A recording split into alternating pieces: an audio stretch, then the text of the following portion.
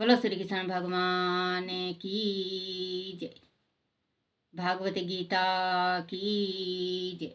भागवत गीता में 10वां अध्याय। श्री कृष्ण भगवान ने कहा, हे महाबहो, और भी मेरे कल्याण कारक वचन सुनो। तुम पर मेरी अत्यंत प्रीति है, एतयम तुम्हारे कल्याण के लिए कहता हूँ। मेरी उत्पत्ति का हाल ना तो देवगण जानते हैं और ना महर्षि लोग मैं ही देव और महर्षियों का आदि कारण हूँ, जो मुझे अजन्म अनादित और सब लोगों का ईश्वर जानते हैं। वह सब मोह रहित हैं, उनके पाप नष्ट हो गए हैं। बुद्धि, ज्ञान, अमूढ़ता, क्षमा, सत्य, दंभ, साम, दुख, जन्म मरण, भय और अभय, अहिंसा, समयता, सनताप, तप, दान, यश, अपयश इत्यादि जो अनेक प्रकार के भाव हैं, वह सब मुझसे उत्पन्न होते हैं। सात महर्षि और उनके पहले 4 मनुष्य मेरे मन में उत्पन्न हुए। जगत के समस्त प्राणी उनसे उत्पन्न हुए। जो मनुष्य मेरी इस विभूति को भली भांति जानते हैं, वह निश्चित योग से सिद्ध होते हैं, इसमें संदेह नहीं।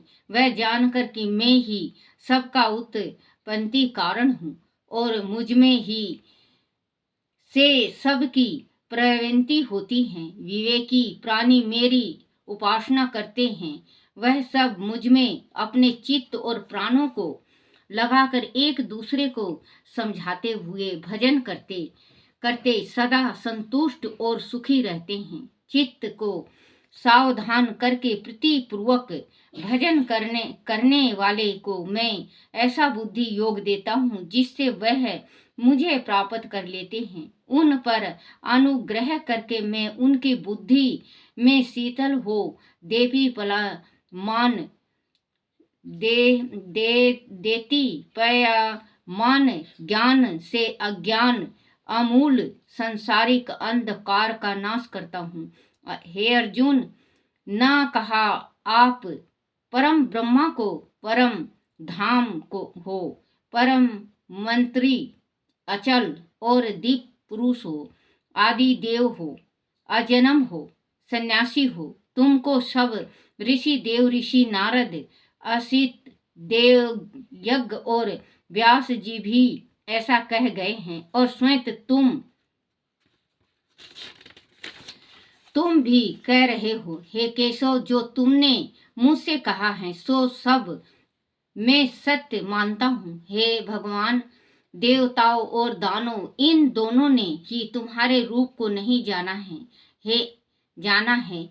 हे सब जीवों के उत्पन्न करने वाले भूतेश्वर, हे देव, हे जगत पते, हे पुरुषोत्तम, आप स्वयं ही अपने मन को जानते हैं। एत्यम आप अपनी उन विभूतियों का हल पूर्ण तय वर्णन कीजिए, जिसके द्वारा आप उन सब लोकों में व्याप्त हो रहे हैं। हे योगेश्वर, हे भगवान, सदैव आपका चिंतन करता हुआ मैं आपको किस प्रकार से जान सकता हूँ? आपका ध्यान किन किन भावों से करना योग है? हे जनार्दन, कृपया अपनी माया और विभूतियों को विस्तार से कहिए। इस अमृत रूप आपकी वाणी को सुनने से मेरा मन तृप्त नहीं होता है। श्री भगवान ने कहा, मेरा विस्तार तो अनंत है, तो भी मुख विभूतियों को मैं तुम्हें सुनाता हूँ। हे गणकेश, समस्त भूतों के अंत कारण में रहने वाली आत्मा मैं ही हूँ। मैं ही उनका आदि, मध्य और अंत हूँ। मैं अदितियों में विष्णु, आकाश में विष्णु, प्रकाशों को मैं अनेक किरणों से भूषित, सूर्य, मारुद गणों में मारीच और नक्षत्रों में चंद्रमा हूँ। मैं वेदों में समावेद, देवों में इंद्र, इंद्रियों में मन और धित मात्र में दीत मात्र में चेतना मैं ही हूँ। मैं रुद्र में, शिव यक्ष राक्षसों में, कुबेर अष्ट वासुओं में, अग्नि और पर्वतों में, सुमेरु में ही हूँ। हे पाथ पुरोहितों में बृहस्पति, सेनापतियों में सकंद और जल यशों में समुद्र में ही हूँ। मैं महर्षियों में भृगुवाणी हूँ, अक्षरों में ओकार, यज्ञों में जप और स्थावरों में हिमालय में ही हूँ। वृक्षों में पीपल, देव ऋषियों में नारद,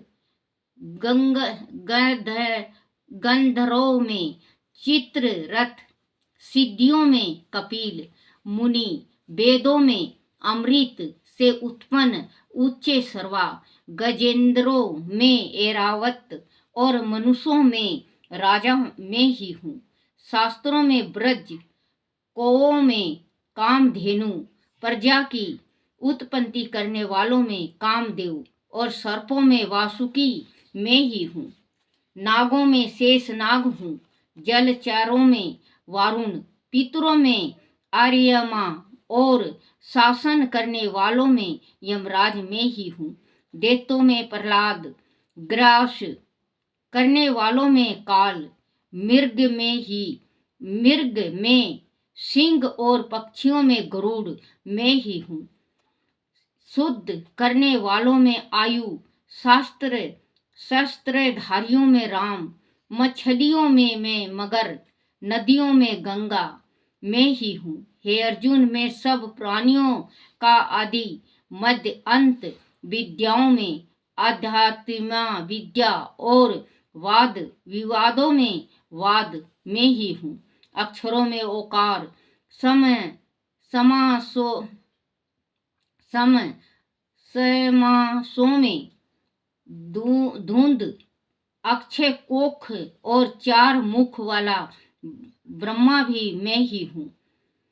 सबको हरने वाली मृत्यु, भविष्य में होने वाला पदार्थों की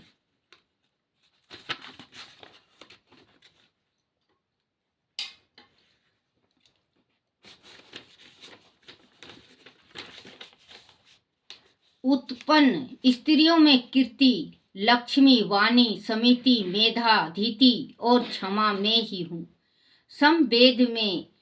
समावेद में ब्रह्म तसामन, छंदों में ज्ञात्री, मासों में मंगशीर और ऋतुओं में वसंत में ही हूँ। छलियों में जुआ और तपस्वियों में तेज, जय योग और सत्विक में सत्य में ही हूँ। यादों में वासुदेव, पांडवों में अर्जुन, मुनियों में व्यास और कवियों में शुक्र में ही हूँ। दमन करने वालों में दंड, जय चाहने वालों में नीति, ग्रह पदार्थों में मौन और ज्ञानियों में ज्ञान में ही हूँ। और हे अर्जुन, भूत भाव का जो बीज है वह भी मैं ही हूँ। मेरे अतिरिक्त चराचर भूत कुछ भी नहीं है,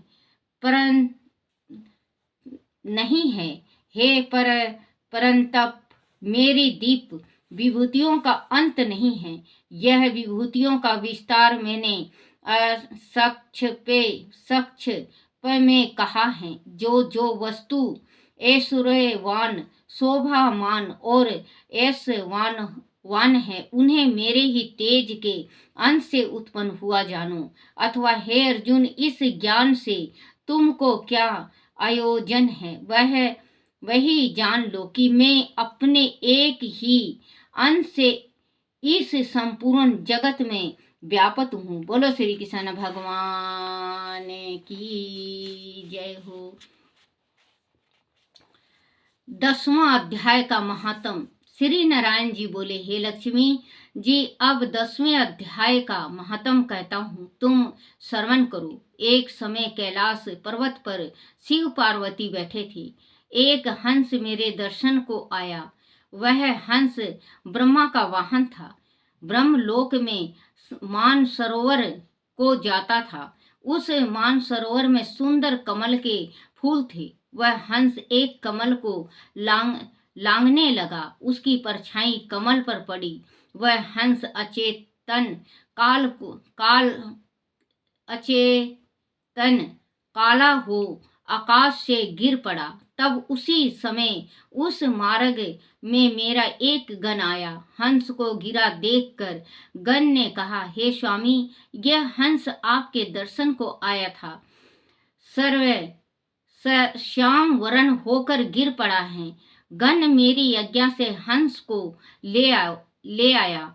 मैंने पूछा, हे हंस, तू श्याम वरण क्यों हुआ? हंस ने कहा, हे प्रभु जी, मैं आपकी दर्शनों को आ रहा था। मानसरोवर में कमल के फूल खिले हुए थे। मैं उनको लांघ कर आया। उससे मेरी देह श्याम वर्ण हो गई और मैं आकाश से गिर पड़ा। कारण मैं नहीं जानता। वह सुनकर शिवजी हंसे। तब आकाशवाणी हुई कि हे शंभु जी, कमलनी से पूछो, वह कहेगी। कमलनी ने कहा, पिछले जन्म में मैं अप्सरा थी, नाम पद्मावती था। उस समय श्री गंगा जी के किनारे एक पंडित स्नान करके गीता जी के 10वें अध्याय का पाठ किया करता था। एक दिन राजा इंद्र का सिंहासन हिला। तब इंद्र ने मुझे आज्ञा दी कि तू जाकर उस पंडित की तपस्या भंग कर। आज्ञा पाकर मैं उसे विप्र के पास गई। उस विप्र ने मुझे श्राप देकर कहा, हे पापनी, तू कमलनी हो जा। उसी समय मैं कमलनी हो गई। तभी से मैं गीता के 10वें अध्याय का पाठ करती हूँ। उसी से मेरा तेज है कि मुझको लांघने वाला काला होकर अचेत हो जाता है। तब हंस ने कहा, मेरा ये श्याम वर्ण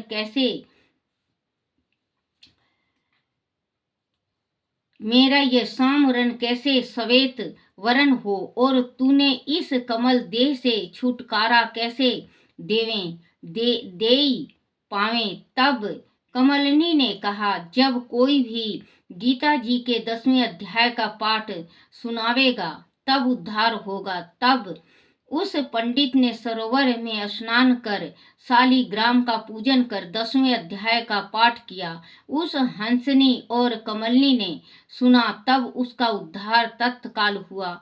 हंस श्वेत हुआ, कमलनी देव कन्या हुई। बोलो श्री कृष्ण भगवान की जय। श्री कृष्ण गोविंद हरे मुरारी, हे नाथ नारायण वासुदेवाय, हे नाथ नारायण वासुदेवाय, हे नाथ नारायण वासुदेवाय। बोलो श्री कृष्ण भगवान की जय हो। भगवान विष्णु बोले कि हे लक्ष्मी, काशीपुरी में धीर बुद्धि नामक का एक धर्मात्मा ब्राह्मण रहता था। एक दिन वह भगवान शिव के दर्शन रथ चल दिए। गर्मी की अधिकता के कारण अचानक उसे चक्कर आया और वह बेहोश होकर एक मंदिर के पास गिर गया। कुछ ही क्षण बाद भगवान शिव का भिंगी नामक एक सेवक वहां आया। उसने देखा कि एक भक्त मूर्छित अवस्था में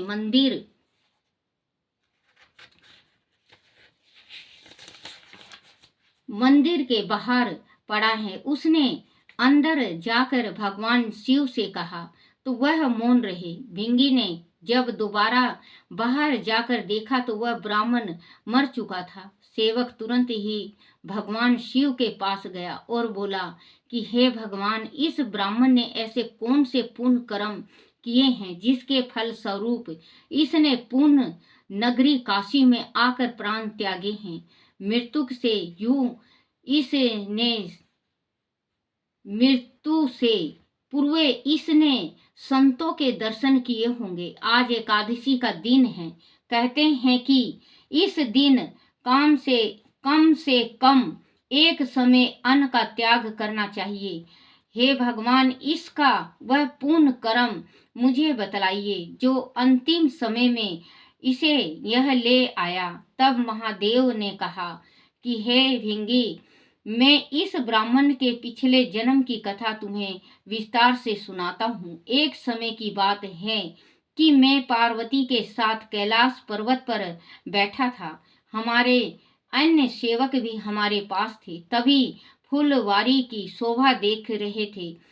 तभी एक हंस मेरे दर्शन के लिए आया। वह ब्रह्मा का वाहन था जो ब्रह्मलोक से मानसरोवर तक जाता था। उस सरोवर में सुंदर कमल के फूल खिले हुए थे। एक कमल को लांघते समय उसकी परछाई हंस पर पड़ी। वह हंस अचेत होकर काला पड़ने लगा और आकाश से गिर पड़ा। उसी समय मेरा एक सेवक उसी मार्ग से आ रहा था। उसने देखा कि एक हंस अचेत अवस्था में पड़ा है। वह तुरंत मेरे पास आया और बोला कि हे प्रभु, एक हंस आपके दर्शन करने आ रहा था, लेकिन वह न जाने किस कारणवश अचेत होकर धरती पर गिर पड़ा। उसका रंग काला हो गया है। सेवक मेरी आज्ञा पाकर हंस को मेरे पास ले आया। मैंने हंस से पूछा कि हे हंस, तू श्याम वर्ण कैसे हुआ? हंस बोला कि हे भगवान, मैं आपके दर्शन करने आ रहा था। मानसरोवर में कमल के फूल थे, मैं उन्हें लांघ गया, इसीलिए मेरी देह काली हो गई और मैं आकाश से नीचे आ गिरा। हे प्रभु, यह सब कैसे हुआ? इसका कारण मैं नहीं समझ सका। हंस की बात सुनकर भगवान शिव मुस्कुराए, लेकिन तभी आकाशवाणी हुई कि हे शंभु, तुम क्या सोचते हो? हंस की इस दशा के बारे में इस कमलनी से पूछो, वह तुम्हें सब कुछ बता देगी। तब कमलनी ने कहा कि हे प्रभु, पूर्व जन्म में मैं राजा इंद्र की एक अप्सरा थी। मेरा नाम पद्मावती था। गंगा के तट पर प्रतिदिन एक ब्राह्मण स्नान करके गीता के 10वें अध्याय का पाठ करता था। एक दिन राजा इंद्र का सिंहासन हिला। इंद्र ने जब यह देखा कि ब्राह्मण गीता पाठी है तो उन्होंने मुझे आज्ञा दी कि तू जाकर उस ब्राह्मण की तपस्या भंग कर। इंद्र की आज्ञा मिलने पर मैं उस ब्राह्मण के पास गई। मैंने देखा कि वह ब्राह्मण अकेला और एकांत में बैठा था। जब मेरी उस ब्राह्मण से भेंट हुई तो मेरा अंग उसके अंग से छू गया। क्रोधवश ब्राह्मण ने मुझे श्राप देते हुए कहा कि हे पापनी, तू कमलनी हो जा। जैसे सर्प के अंग हैं, वैसे ही तेरे ही 5 अंग होंगे, 2 कमल चरणों के, 2 हाथों के तथा एक कमल मुख की जगह उसी क्षण में कमलनी हो गई। इस मानसरोवर में 60,000 भंवरे रहते हैं जो मेरी सुगंध से तृप्त रहते हैं, लेकिन वह बात कहीं नहीं जानती। मेरे प्रकाश के कारण जो पंछी मेरे ऊपर से मुझे लांघता है वह भस्म हो जाता है। तब कमलनी ने हंस से पूछा कि हे हंस, तू कौन है और यह क्यों आया है? हंस ने कहा कि हे कमलनी, जो 4 हंस ब्रह्मा के वाहन हैं, उनमें से एक मैं भी हूँ। मानसरोवर के मोती चुगने की आज्ञा हुई थी, लेकिन राह में भगवान के दर्शन करने की चाह मन में उमड़ पड़ी, इसीलिए मानसरोवर पार करते समय जब मैंने तुझे लांघा तो मेरा वरण सवेत से शाम हो गया और मैं आकाश से नीचे गिर पड़ा। हे कमलनी, अब तू अपने विषय में बता। तब कमलनी ने कहा कि मैं पहले एक ब्राह्मण कन्या थी। मैंने तोते का एक बच्चा पाल रखा था। उस तोते की बोली काफी मीठी एवं गण प्रिय थी। मैं स्वयं उसे बोलना सिखाती थी। एक दिन मेरा पति आया तो मैंने उठकर उसका आदर सत्कार नहीं किया। उसे उसे मेरा यह व्यवहार अच्छा नहीं लगा। कुछ देर बाद उसने कहा, तू जाकर कुछ खाना बना। लेकिन मैं नहीं उठी और तोते को बोलना सिखाती रही। जब काफी देर बाद भी मैंने पति को खाना नहीं दिया तो उसने मुझे श्राप दिया, तू कमलनी हो जा। उसकी शुद्ध बुद्ध मुझे अब तक है। वह गीता के 10वें अध्याय का पाठ नित्य निरंतर किया करता था। गीता का 10वां अध्याय मुझे इस योनि में भी कंठ स्थल है। अब मैं उसी का पाठ करती हूँ। उसी के प्रभाव से मेरा तेज है और मेरे पाठ करने का यही फल है। इस पर हंस बोला कि क्या इसका कोई उपाय नहीं जिससे मेरा वरण श्याम से सवेत हो जाए और तू इस कमलनी की देह से छूटकर देव देही पाए। तब कमलनी ने कहा कि जब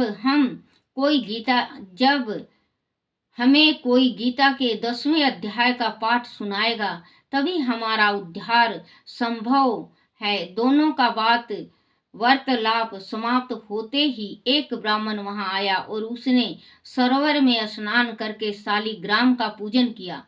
उसके पश्चात उस ब्राह्मण ने गीता के 10वें अध्याय का पाठ किया, जिसका श्रवण हंस और कमलनी ने किया और तुरंत ही उनका उद्धार हो गया। हंस सवेत हो गया तथा कमलनी ने देव कन्या की देह पाई।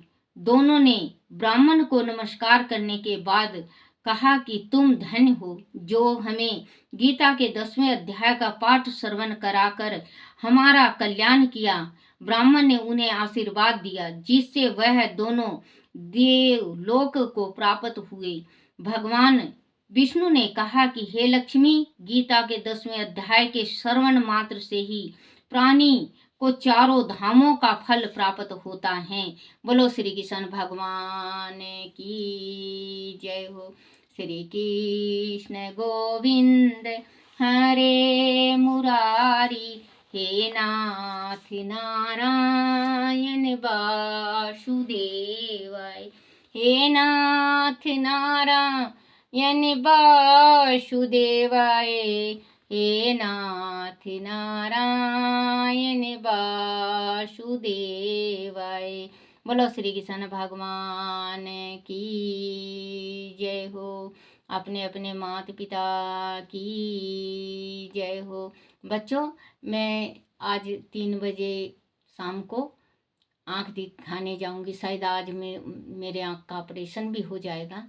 और गीता का पाठ ऑपरेशन करवाने के बाद गीता का पाठ संभव नहीं होगा तो बच्चों मुझे माफ़ करना। मैं जब आँख ठीक हो जाएगा फिर आप तक लेके आऊँगी। बोलो श्री कृष्ण भगवान की जय हो।